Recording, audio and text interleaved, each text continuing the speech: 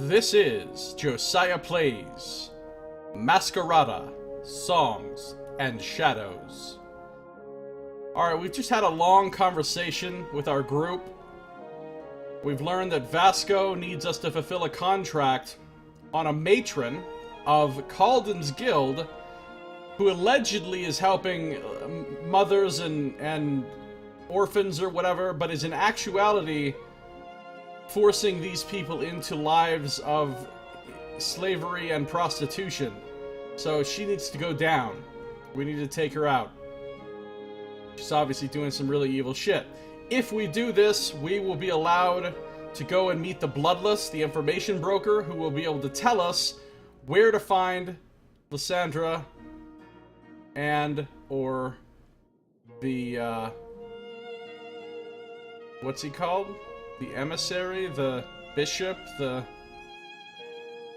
acolyte, the something. The guy that's the second hand of the lady with the people that are running the whole mask runner thing that's going on. I don't remember what he's called. Anyway, we're gonna find him. And so we have then had a conversation with Calden where he's shown very clearly that he's very biased against this Bloodless character. Very angry towards him and his whole faction. And I think he's had some dealings with them and some bad times in the past, but he won't reveal that to us yet. He's been dodgy with the answer of what's going on there. But he can't come with us on this mission. I'm gonna have to take the others. Unfortunately, even though Calden is my favorite guy to have in the party, he's very useful. I can't have him this time. So I now have a lot of things to read. So let's start with my case notes. I'm on day 2. Entry 2. We have gained the assistance of one of the Bloodless's messengers, Vasco Tessitore, who has informed us that if we indeed desire the Bloodless's assistance in identifying the Herald, that's who we're looking for, and locating Lysandra, then we are first going to have to complete a contract on the Bloodless's behalf, on a matron of the Sorel ward, called the Withering Mast. Though I have tried to steer clear of politics during my return here, I cannot say this turn of events surprises me. Alright, so that's where we're at, and we also have several codex entries to read about Calden, Amadea, and Vasco. So let's start by reading more about Calden. Still, he is unwilling to divulge this secret of his. I have traveled long enough with him that I've come to trust his intentions. Whatever he's keeping isn't likely to harm me, that much I am certain. I remain uncomfortable with the idea that I haven't the full picture, however. And we've learned some more about Amadea. I like Amadea. There could have been no clearer explanation. The woman was a mask runner. That'd explain her hesitation at joining the investigation, knowing my place in the world of the mask runners, but it might also shed some light on why she did join us. Her story with the mask runners might have yet to come to an end. Perhaps there is a part of her that still seeks a closure of some sort. Strangely, this is not an idea that I am uncomfortable with. Indeed, the fact that she is a mask runner means something to me. That she is a part of my brother's legacy, perhaps? I am unsure what effect this has on me exactly, but I can say that it is not unwelcome. It is... I wonder if exciting is too strong a word? I think of the conversations that I could have with her about Cyrus, what moments of his life she might be able to tell me about that I'd been too afraid to be a part of, and it relieves me. Part of his legacy that I thought I'd never be able to connect with is now a part of my life again. I understand I must give her the space she needs until she is ready to talk about this, but I do look forward to finding a chance to speak to her about it. Yeah, I'm interested in speaking to her about it for sure. And then our new guy that we just met, Vasco. The Spoony Bard. Were you watching last night at the end of my stream, Noxmoo? I don't think you were. We met this Spoony Bard guy, and he's got a little flute. And a dude threw a knife at him And he played a little ditty on his flute, and it made the knife turn around in midair and go back and stab the guy that threw it. This guy's got serious bardsmanship. The Dirge is quite the character. Rarely in my life have I come across anyone that manages to be at once so flippant and yet so deliberate, so full of life but yet so unhesitant to deal death. Perhaps it is a consequence of working for the Bloodless, but I would not be surprised if his chameleonic personality is what has allowed him to thrive in this world of masks. I find that his dancing along the spectrum of personalities, however, has landed him on bad terms with half of those I work with. The Mariner seems to hold something against him, and the Marshal, with her seriousness, might just be the antithesis of the man and his glibness. If I intend on keeping him around, and I might, for his cheer if not his usefulness, I'm going to need some way to resolve these budding conflicts. On another note, and I feel like a fool bringing this up, I can't help but be reminded of an old friend of mine every time I look at him. It's more than their runic ethnicity. There's something about the way he carries himself that reminds me of Javs. Perhaps it is the way they are so quick to smile, but I know it is foolish. Javs is dead, and this is my mind playing tricks on me. I cannot afford to be distracted by the resemblance. We have work to do. Joe Deers filed a lawsuit against this game on the grounds the bardsmanship on the knife should have made the knife accelerate faster at the bar. That would have been some Joe Devers shit right there. Alright, so we're working our way through all of these little things to read. There's many left. And we gotta figure out who we're gonna take with us to go after this matron. We're here in the Astiguary.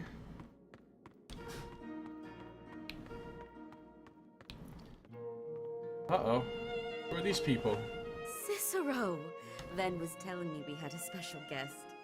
Livia! I missed you last night. I was out with Damien. We had some errands to run. Shopping for Seho's sojourn. It's tomorrow, after all. Damien? Oh, Cicero. It's been that long, hasn't it? I'm afraid I'm missing This something. is his wife and child. Cicero. Meet Damien Marimbus. Our son. Pa, Wow. is this... That's him, all right. Wow! Pleasure, sir. A real pleasure. What awful stories has your father told you about me? Oh, awful? You're kidding, sir. Nothing short of amazing they are. Oh, Ven. I speak the truth. What can I say? Oh, Van. I'm sorry for taking your time, Cicero. You're busy, I'm sure. And we have preparations to make for the festival, but it was nice seeing you again. And you as well, Livia. You won't be going off from here anytime soon, will you? No, we'll be seeing you around, Cicero. Don't worry. Excellent. Then until next time. Leventhus has a very friendly family. And I get to read about them now. First there's Damien Marimbus I. Well, Damien Marimbus I. Damien Marimbus, who is Leventhus's son. Or Ven, as we call him. Ven's son. A child! It has been that long, hasn't it? Ages, how much time has slipped through my fingers since I'd earned my cape. It seems like just a year ago that Ven and Livia were getting married, and now they have a son? Not a young one at that. Damien's at least out of his first decade, and this is the first I'm hearing of him.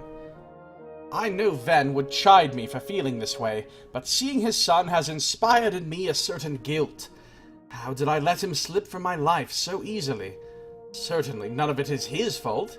He had a life and the lion to take care of. What's more, how was he to find me? Ask a portiere? He'd be lucky to get away from them with his purse intact. The onus was on me to have maintained contact, but I didn't. This is sounding very familiar to me. The fact that Ven doesn't even seem to mind reminds me that he's changed little. He's glad enough for the fact that we've met again, and seems to have spent none of his heart on bitter thoughts. Sounds like a pope, Damien Marimbus I. Yeah. Whatever the case, I am with him now, and perhaps I can make up for lost time. Yeah, so this, Leventhus is a real good friend of, Oh yeah, that's right, he first met him back when he and his little brother tried to steal his purse. That's how they first met. Levia Marembus. The first. Levia Marembus is a shining star in the City of Shadows, and I am doubtful I will ever run into someone with as genuine a heart as she. Her demeanor might perhaps make more sense, given that she hadn't been born in Umbra. Having spent the first decade of her life in Rune, Levia was brought up steeped in that culture, and had to learn to adjust to the ways of Umbra when she immigrated here. From the accounts that she's told me, that process was difficult, not least because she had to begin worrying about guarding herself against Masquerada. Her accent was heavy back then, and she knew she'd make an easy target if people found out she wasn't native, and so, every day, Levia would go to a Sorel ward known as the Coral Bow, a ward famous for Sorel schools, and would eavesdrop on the matrons and sisters teaching children to read and write. It wasn't long before she spoke Umbric like a native. Ah, alright. So I like how there's a whole section just about Leventhus's family. I mean, there's obviously a lot to this family to read. And look at all these perps. That'll start a conversation with Medea. That'll start one with Leventhus. That'll leave. That'll start a conversation with Vasco. That'll start a conversation with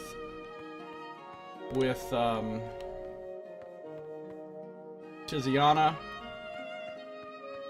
Alright, let's talk to Ven. So, found anything? I wasn't able to do very much without the proper tools. Levia's got them from the market, though, so I'll be able to conduct further tests now, but nothing so far. Well, if you do find anything, let me know, alright? Of course. That's about this strange little black stone that we found. And he's trying to identify it or figure out what its properties are. Oh, cool. This is a continuation of the story. So, the first part of this story, we, was back when our guy Cicero and his little brother were obviously, like, teenagers or very young adults, whatever. And they were street thieves. They were pickpockets on the street, and they tried to pick this guy's pocket, and he stole his purse. Cicero stole his purse, and inside were these, like, round objects that turned out to be dried bloodvine seeds. Catnip of the viper tails, and then there were these flying serpents called viper tails. So basically, he stole this pouch of seeds that ended up drawing. It was a real Joe Deaver move, let me tell you. He stole this purse from the guy, and it ended up being an object that drew these deadly flying snakes to him, essentially. And that's how so then he had to run away. That's how the last story ended. So here's the continuation of the story. My legs burned as they launched me across the cobblestones of the docks. Of course, of Umbra's 3 docks, we had to choose the one that belonged to the Dieci Sovrani. There was no assistance that would come to us, unless we'd paid for them first. But there was no time to spare for lamentations. If I stopped long enough for the fangs or the tail of the flying serpent to find their way into even an inch of my flesh, I'd sooner rather beg for death than live through the torture of its venom. As proud as I was of my ability to navigate dexterously through tight crowds, trying to outrun a flying beast was another matter altogether. Suffice to say, it didn't take long before it caught up to me. Till this day, I do not know what senses the devilish creature must have possessed that had managed to, through the sea of people, strike out at me with such preternatural precision that no others were harmed in the process. All I do remember is the fiery line of searing pain that lanced across my back and sent me tumbling. The rough cobblestones were no more forgiving on my limbs as I scraped and scored myself against the ground, an embarrassment of a street thief who would pay for his carelessness with his final breaths. It is not uncommon to be reminded in the city how precipitously we all live on the edges of life, and though brushes with death are not uncommon, they are no less harrowing. The scant details of that moment have forever been burned into my memory, where they lie in a frigid place untouched by the warmth of nostalgia. But I digress. This story is about Leventhus, and I'd best get to him quickly lest I lose you. The harsh tumble across the pavement did not fail to leave its scars on both my body and my mind. I cannot recall with clarity the exact sequence of events that took place immediately succeeding my fall, but I do remember turning around and witnessing the viper tail towering above me, its leathern wings beating to keep it hovering, its tail dripping with my blood, black from mixing with the poison. I am unsure if it was due to the venom or my proximity to what I thought had been the end of my life, but the world seemed to slow, and I began to see it through a tunnel that narrowed with each second, threatening to plunge me into darkness. I recall the beast baring its fangs for a last bite. I recall it pulling its neck back in preparation for a lunge. And I recall its severed head falling to the ground in front of me, hitting the cobblestones in a wet thud as warm droplets of the creature's blood spattered my face. He was bespattered. The runic man stood before the corpse of his cargo, a blade in hand, eyes wide in shock. It was clear that he'd not often engaged in acts of brutality, which made his efficiency in them rather curious. I recall nothing else after that, for the closing tunnel had strangled the world out of my perception and left me with the numbing darkness of sleep. The next thing my memory preserved was the warmth of a fire spreading through bitter cold extremities and flashes of consciousness. The voices of my family, the smell of heated broth, that runic voice of the man whose shipment had contained a damn viper tail, and then violent nausea as the contents of my stomach revolted against their containment. "Told you he'd miss," came my brother's voice. I raised my head from beside me, noting how the floor beside the bucket was sullied from my retching. A soft hand found its way onto my arm. "Mother, how are you feeling?" I opened my mouth, but no sound came from it. "His throat is still swollen," someone said. Everyone turned their heads to the fireplace a few paces away, where the young runic man sat, his hands folded across his lap. "It'll be a few days before he can speak again." I turned to my brother and began gesturing. "Venom?" Cyrus shrugged and turned to the runic man instead. "He's asking about the venom. Wonders how he's still alive." "I carry an antidote with me," the man said simply. "Would be silly to ferry those things around without an antidote, no?" "Levanthos," my mother said. "I hope I'm saying that correctly." "Indeed." "You have no idea how much your generosity means to us," she continued, and her voice trailed off as I turned my attention to my brother, confused. I shook my brother's arm, grabbing his attention. "Why?" "Why what?" He gestured back as mother and the man, Levanthos, continued their conversation. "Why did he save me?" Cyrus frowned. He didn't like asking about debts. The man saved me, and that was enough for him. No point asking questions about it, but I had to know. "Why?" I signed again. "What is it, Cyrus?" Mother asked, finally noticing our exchange. "What's he saying?" I gave him a look. "Ask." Cyrus turned to the man. "He wants to know why you saved him." "Why shouldn't I?" he replied, as though the answer weren't obvious. "He tried to steal from you, for one," Cyrus said. "Doesn't quite make sense that you'd kill your cargo for him, and waste your antidote too." "He might have stolen from me, yes," the man said, standing. "And I'd say he's paid the price enough, wouldn't you?" He made his way over to my side and looked me straight in the eyes. "Besides, I came here to start running an inn, and I've been hoping to find someone to assist me with its affairs. Some honest work for a change, no?" So that was his game. Save my life and put me in his debt.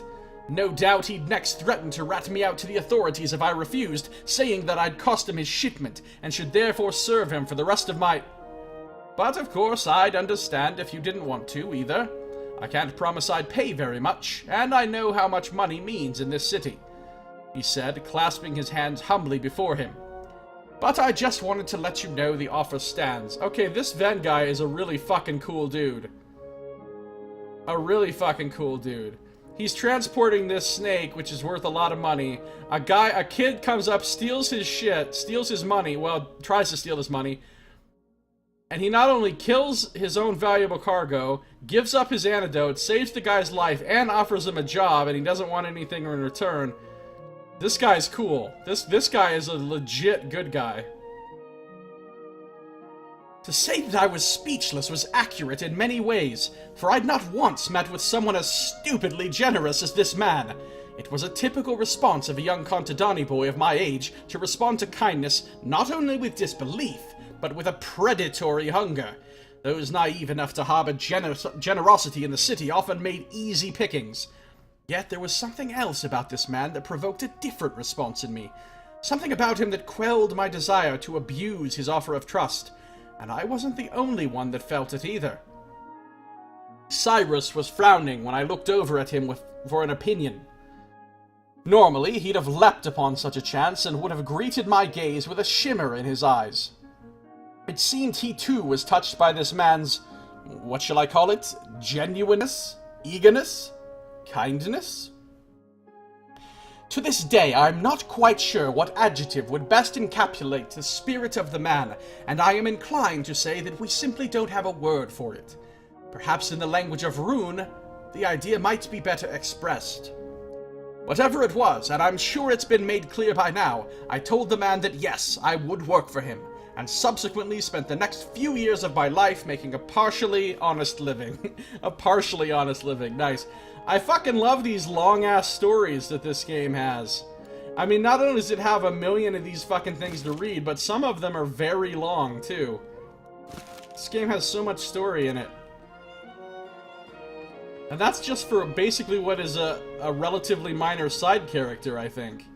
He's not even a party member or anything. And there's like these long stories about him. Alright, let's talk to Amadea. She's my favorite companion so far. Well, I mean, my favorite to actually have in battle, I guess, is Calden, but... And I guess Calden might be my favorite overall, I'm not sure. Well, she's at least my second favorite, if not my favorite. Amadea. Not now. I wasn't going to talk about that. I was going to ask about how you knew the Bloodling. Same thing. You met him as a masquerada? I thought you said you weren't going to talk about it. I just need to know if we can trust him. We can. All right. If you say so. Apparently we can trust him. There's the son, there's the wife, Damien and Livia. Let's go talk to Vasco. What's up, Spoony Bard? Settled in already, I see. It's quite the lovely place you have, really. And quite the motley crew as well. Don't I know it? It's not every day you see drops of colors in such close proximity. Golds and blues and browns. Makes me wonder, though, what strange reasons glue this lot together? Perhaps if you do your job, you might find out. Yes, of course. We'd best get on with it then, no? And we'll talk to Tiziana. She's my least favorite. So, how is Fabio taking the news? He doesn't plan to stand in your way, if that's what you mean. He's as interested in the nature of them as we are. Do you think you'll say the same once we find out what they actually do? You ask when you already know the answer. Right. I was just hoping, I suppose. Look forward, Inspectore. We have work to do. Okay, Paladin lady. Oh, another Tiziana entry. On the bright side, it seems the Luca won't be getting in the way of the investigation just yet. They're playing their hand well, biding time until the stakes get higher and preparing to swoop in for the kill. I must be more vigilant regarding the information that I pass along to Tiziana. Her loyalties remain unswayed, and she remains a potential threat to my progress. Yeah, I don't fully trust Tiziana. I don't trust her at all, in fact. Alright, I guess it's time to go. I guess it's time to roll out.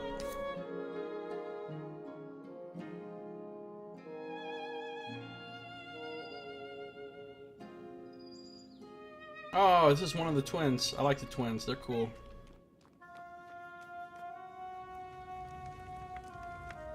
You can enter the training grounds when you are at the Astiguary Courtyard.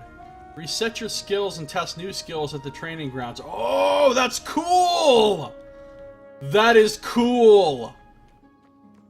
Okay, that makes me happy. I can reset my skills, and I can try out the different skills before I commit to which ones I want. And before backstab by her. Yeah, well, she's pretty much... She hasn't made any secret of the fact that she works for somebody else, that she's there on their behalf, and that if it comes down to it, she's gonna be loyal to them, not me. So it's not like she's even really pretending to be loyal to me. Alright, let's talk to, Let's talk to the kid here. Here we go, sir. Ricardo. All touched up.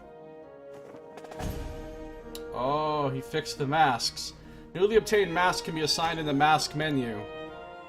Sweet. He fixed the masks. Ricardo and Elena, those are the twins.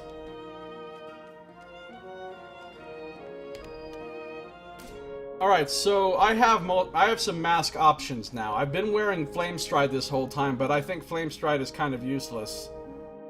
I can switch to Flame Herald. Invokes the power of fire, temporarily increasing the caster's damage output. That's nice. Or Meteor Storm. Calls down a meteor storm at the target location, dealing damage to all enemies caught within range. I think it's pretty fucking obvious that we're gonna take a meteor storm. Well, hold on. Hold on. This costs 120. If I put this one on, it costs 240. If I put this one on, it costs 180. Oh, yeah, that's better. Yep, it's gonna be Meteor Storm, I think. I think so.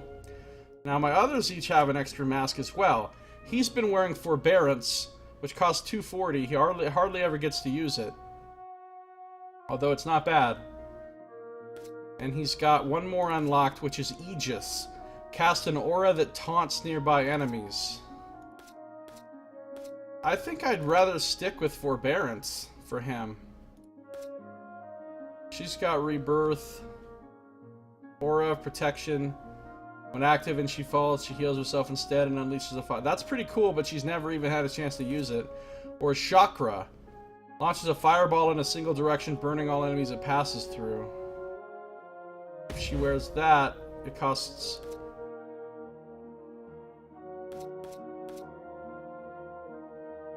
It hasn't updated her thing down here. Rebirth. Chakra. Still says Rebirth. Well, whatever. We're gonna leave Chakra on her. Then there's Amadea. Turns ground under them into pools of quicksand, rooting them for a duration. Or she could have Kilgan Affinity. Summons 3 Kilgan grunts that fight for the caster. That's pretty cool. It won't show me their new...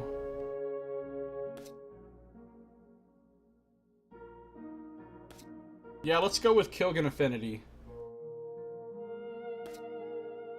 Yeah, Meteo, exactly, Nox. And then finally there's Vasco. I don't have any alternate masks for him because we just got him, but his mask temporarily increases his movement speed and reduces his threat. Alright, what are his other abilities? Oh, he's got air magic. Cool.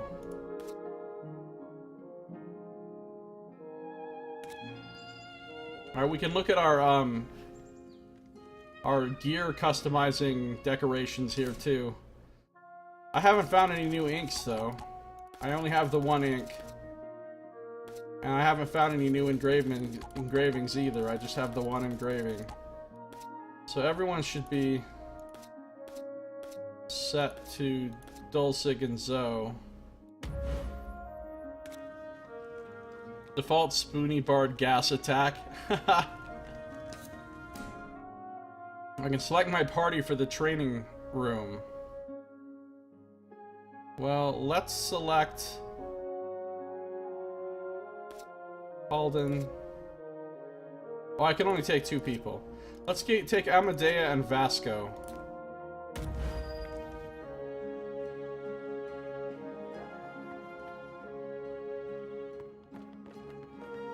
There's a training room! So it says I can reset my skills here.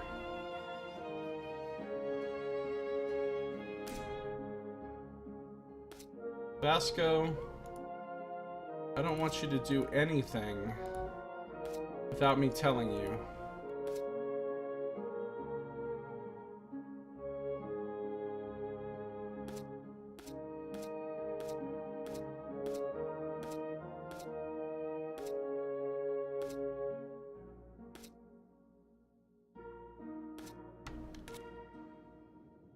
Alright, so how do I reset my skills?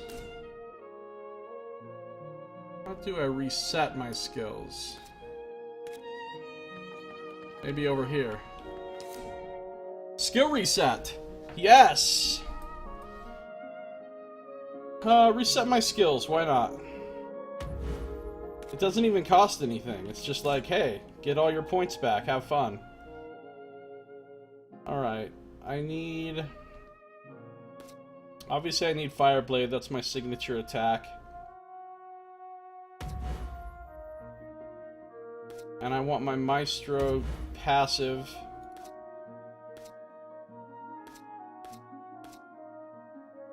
But I could try some of these other ones out here. Like Transpose, Tinder Wisps, and Scarab's Cant.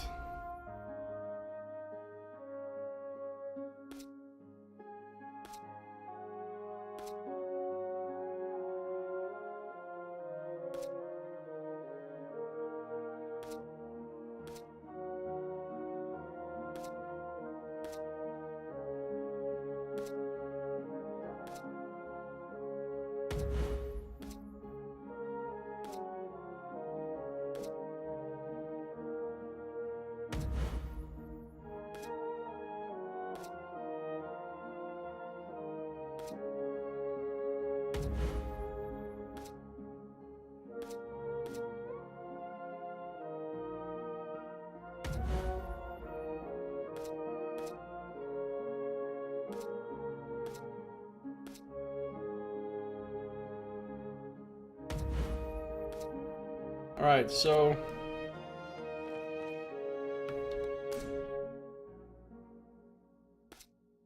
Calden has 1 point remaining. Calden's not even with us. Tiziana has 1 point remaining.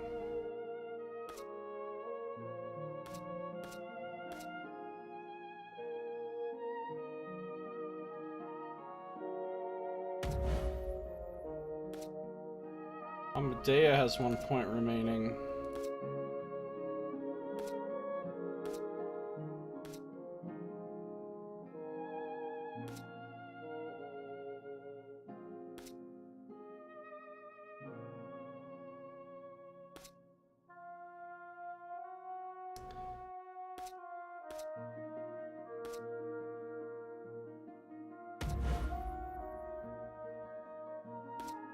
Vasco has a ton of points to spend.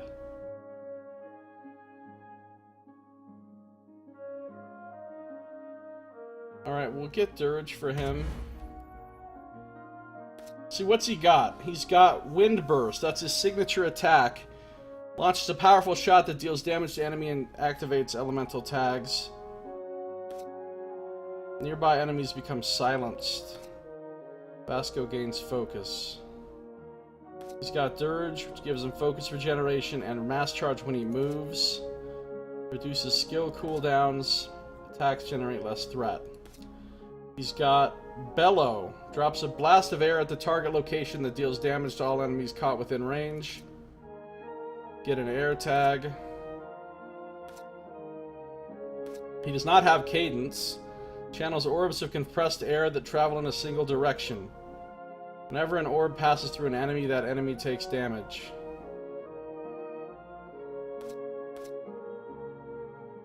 Ally gains focus and heals. Oh. Channels an additional orb. Orb size and damage. Ooh. Cadence sounds good. Requiem. He has this. Channels spirits at the target location that deal damage to all enemies caught within range.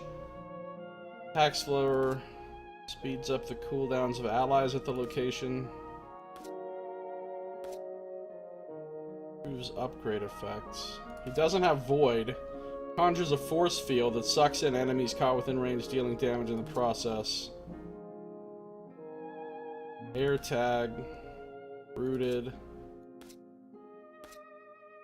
And he doesn't have Wind Swarm. Apparition of squirrels? Conjures an apparition of squirrels that fly towards an enemy? That's amazing! That's ridiculous!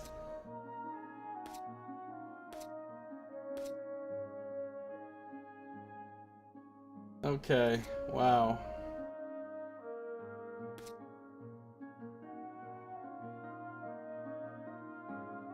Yeah, squirrels. No joke.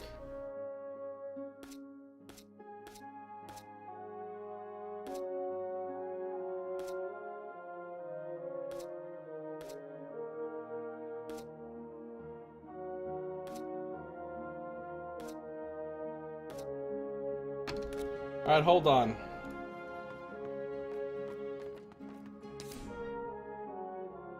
Let's reset Vasco's skills. And Amadeus.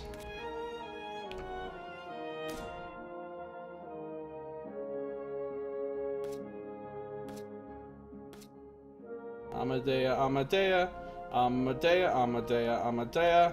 Alright, we're gonna take her passive. We're gonna take her signature attack. I've never tried Burrow. Let's try Burrow.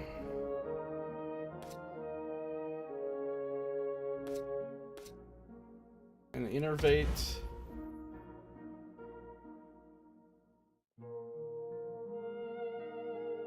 I'm just gonna try new skills that I haven't tried before. Innervate. Attack and movement speed. Takes damage. She gains focus. Skill can also be cast on allies. Ooh. That's pretty good. We're gonna max that bad boy out and see how it goes.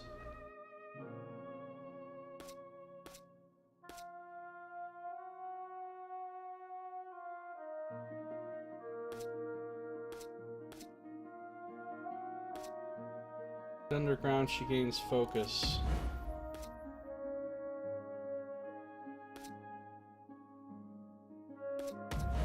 Alright, I'm gonna try some of these things out.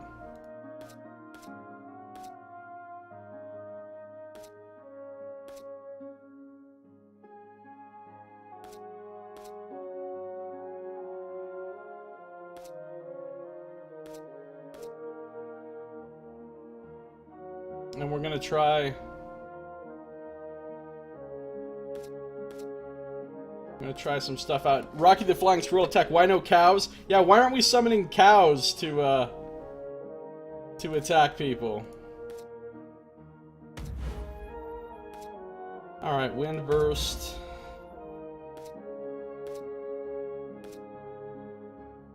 Let's try Bellow.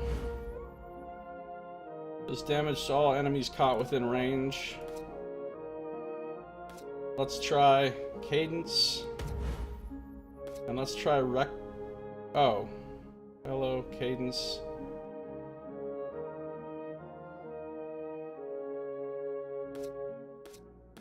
Wait, why is his shit full? Alright, there we go. Let's try Requiem. Now, channel spirits, we can...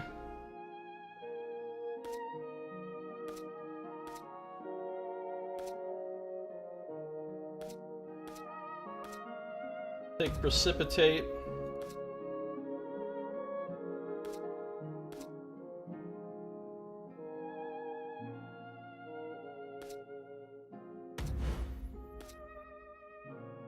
Let's take Cadence. Max out Cadence.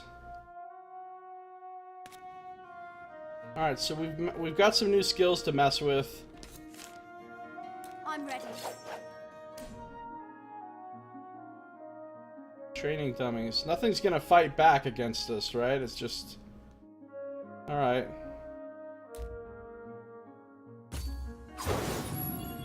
So I just summoned those guys, and they're just chilling.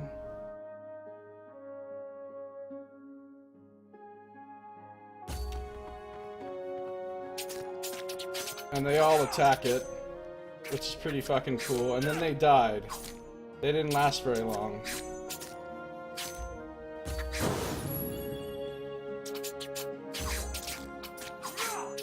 That's still pretty fucking cool, though. Alright, let's try Thunder Wisps.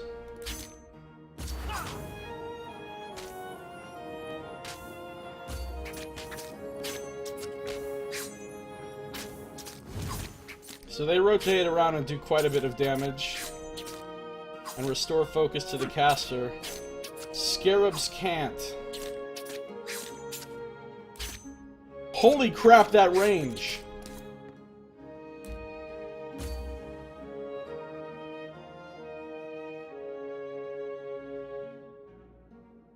I gain focus. Can I destroy stuff like barrels?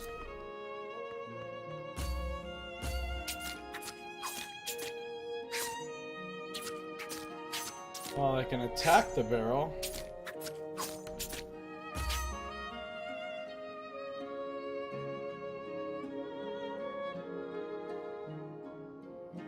The scarabs just fly around like crazy.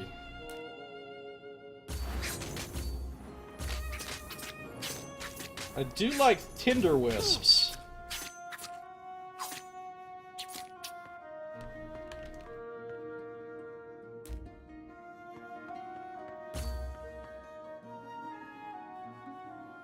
The scarabs kind of eh.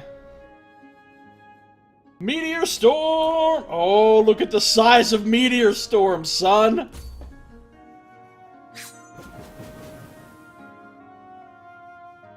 Alright. Scarabs.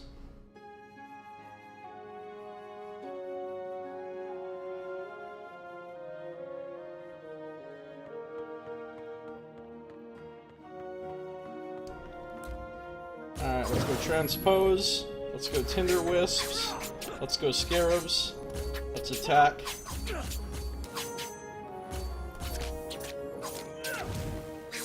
Just doing all that almost recharged up my Meteor Storm.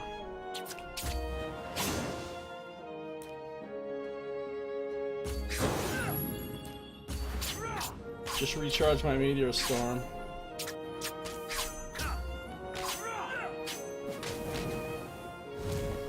Alright, those are some pretty cool abilities. Alright, let's check out her stuff. So here's Amadea. Oh, I love her attack animations. She's so cool with that spear.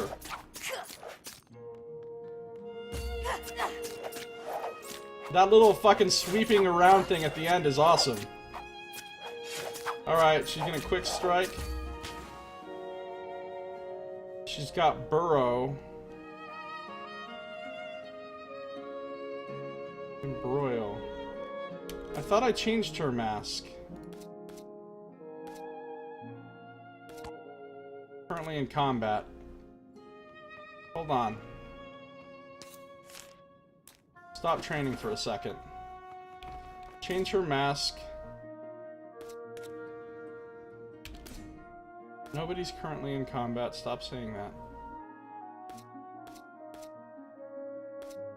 Change her to this. I did change her mask, but for some reason it's not taking. Yeah, it looks like those ribbon dancers, right? This training hall makes me super happy. It's so nice to be able to test these powers out in a non-threatening situation, where I can take my time and really see what they do. Alright, so I can... Wow, I can go pretty fucking far.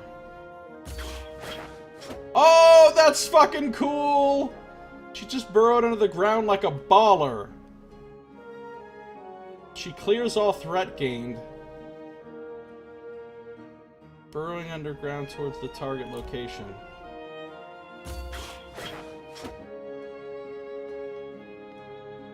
That is pretty cool.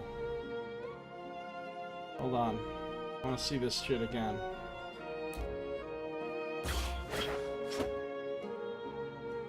And she gets a bunch of focus back. Burrow is pretty cool, I'm not gonna lie.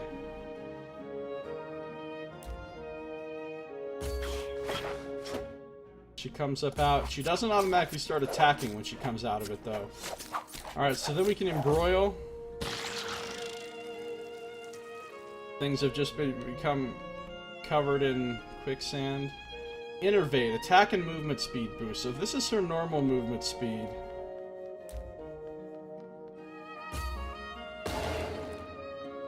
Now she's even faster.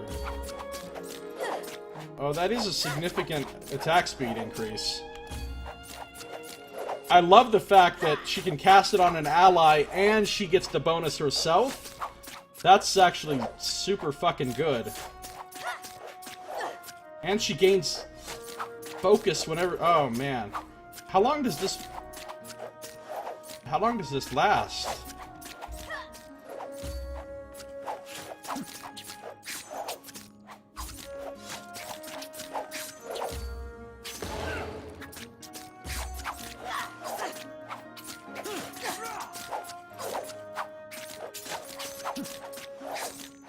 Looks like it lasts quite a while.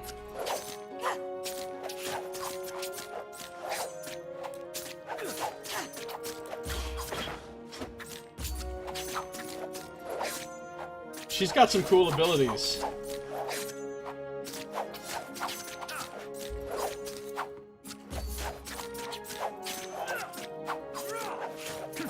Alright, now we check out Basco. Let's check. I think he's ranged.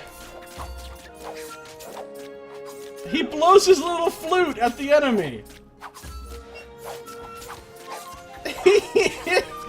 Bardsmanship, man! Hold on. Everybody else stop. He plays little songs at the enemy and damages them. Oh, that's too fucking good. That's too good.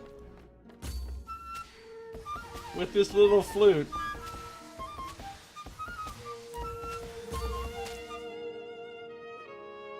Blast of air at the target location. Oh, that's got a nice range on it.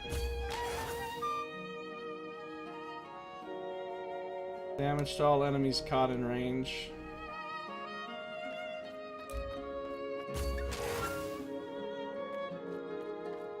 Orbs of compressed air that travel in a... Oh. And it heals them. And it does damage to... God, Cadence is good. That's a good skill. Spirits at the target location deal damage to all enemies. Oh, that's a big AoE. Wow. Wow. That's pretty intense.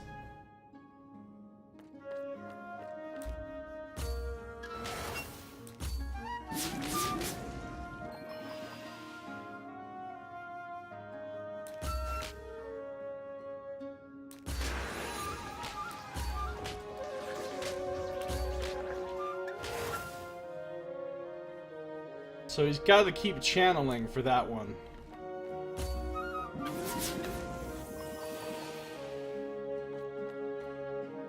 Why isn't his health bar going down when he's using Bardsmanship? I know, right? So if she's just like, boom! Get hasted. Now he can play really fast. And he can run really fast. Now, Shroud gives him a movement speed buff.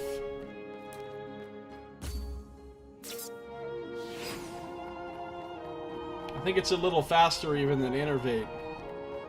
It is his Mask ultimate, so it should be pretty fucking fast.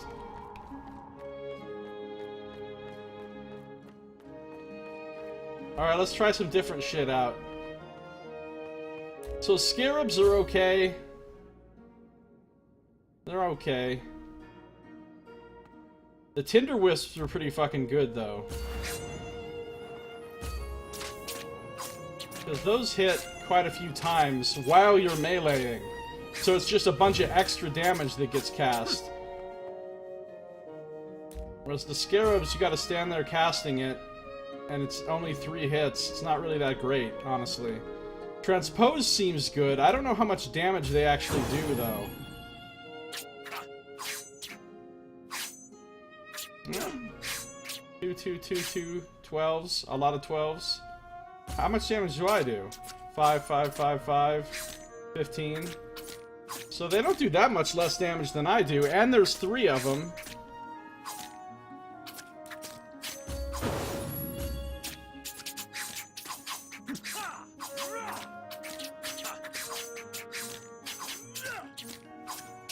Oh, I know what I should try. I should see the flanking thing. So, with my 3... I've got my... Here, Amadea, come here.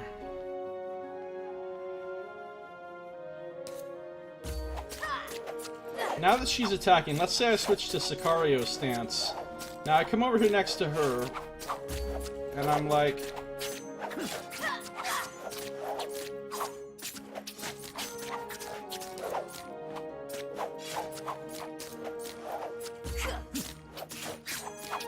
Nines and 21s. She's hitting for 9s and 21s. She's a Sicario.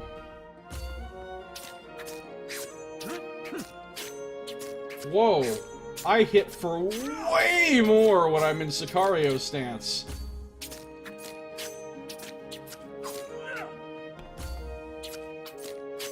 Now it's 9s. Just 9s. There's no big swing at the end.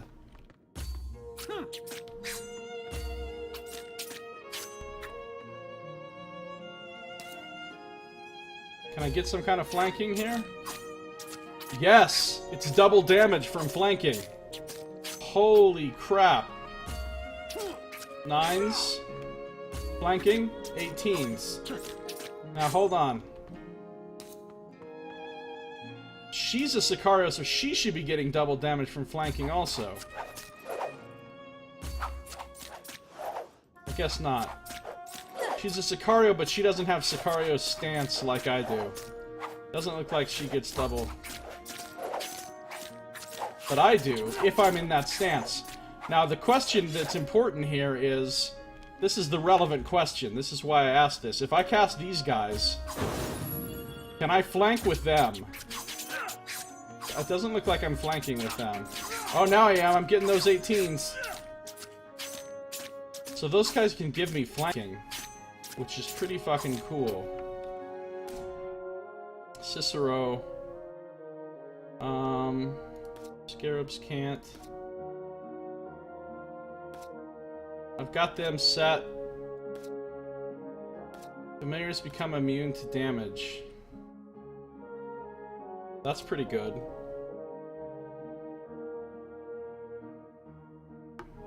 See, I only get 3 abilities, plus my basic normal attack, which I guess technically I don't have to take, but I'm going to because it's how you activate elemental tags. And there's 6. There's 6 to choose from, and I only get 3. I like Creed a lot, so I'm pretty sure I'm going to have Creed no matter what. I haven't tried Ember Veils. Let's change some skills here. Let's reset my skills. And let's try... Why does it say I'm currently in combat? I'm not currently in combat. Oh, whatever. It's not gonna stop me. We tried Tinder Wisp. What can I do? I can... Restores focus is good. Increase the speed. Conjures an additional... Oh, man. I wonder which is better, an additional fireball or bigger fireball range and rotation size. Kind of want to see both.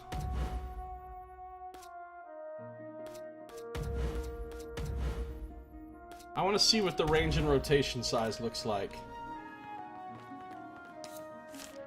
Here they come!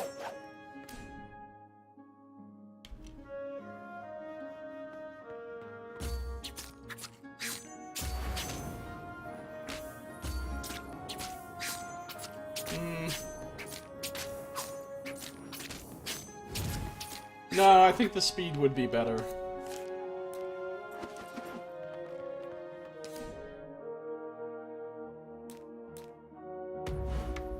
This game just got so much better now that I can do this. I wish every game had something like this, where you could test out the different abilities and see what you actually want before you... So Tinder Wisp is pretty nice. Let's... Oh, wrong one. Let's, The extra fireball is probably better, though.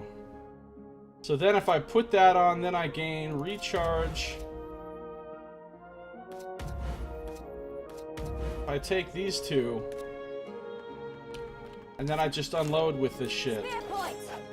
I come over here. I drop these guys. I cast Tinder Wisps. And between my Tinder Wisps and the dudes and me, I'd be shredding something right now. And look, both of these have a pretty quick cooldown, too.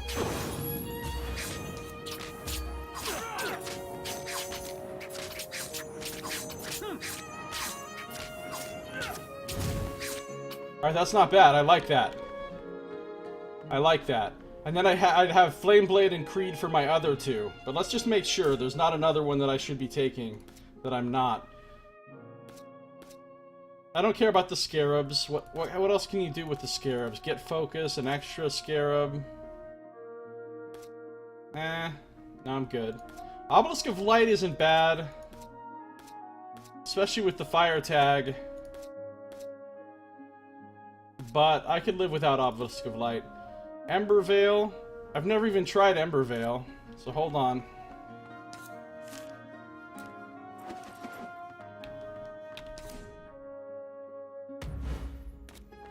This is the best. Okay, so... Never even tried Ember Veil, so let's try it. And... Enemies move slower or increase damage? Let's increase damage. Extra Ember Veils. Ooh, heals for a percentage of their maximum health. Now let's try these Ember Veils out, and let's try a fully upgraded Obelisk as well.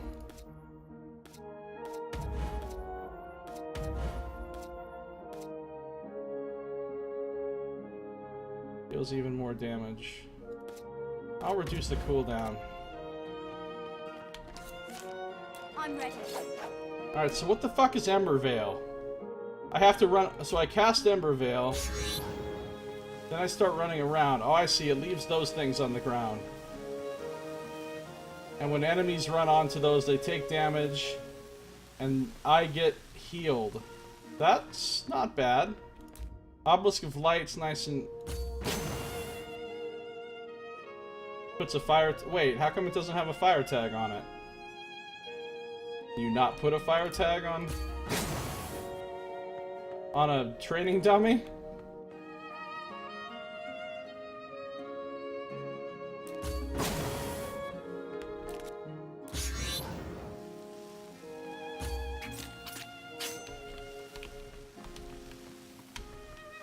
I don't like Ember Veil. I don't like Ember Veil. And honestly, Obelisk of Light is not bad. It can hit several guys and put fire tags on them, which is good. But...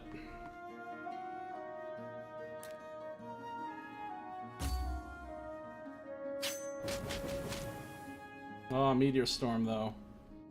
Gotta love me that Meteor Storm.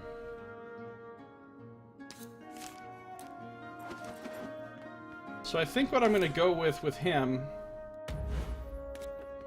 is... I think I'm gonna take... I gotta take my Fireblade and my Maestro and my Creed. I'm gonna take Tinder Wisps and Transpose. And then what do I want to upgrade first? Gains Focus.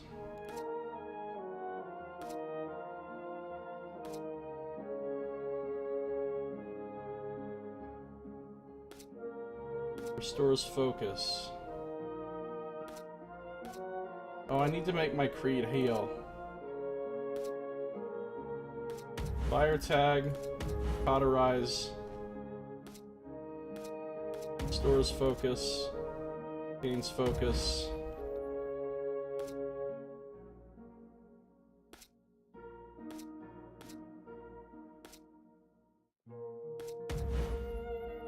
Right there.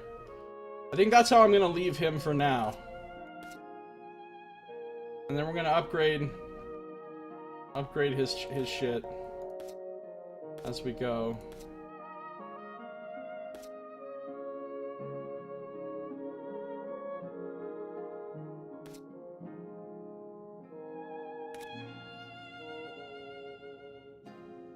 Alright. We will continue messing about in the training hall with our other characters in our next episode. That's going to do it for this one, but thank you for watching. This has been Josiah Plays Masquerada, Songs and Shadows.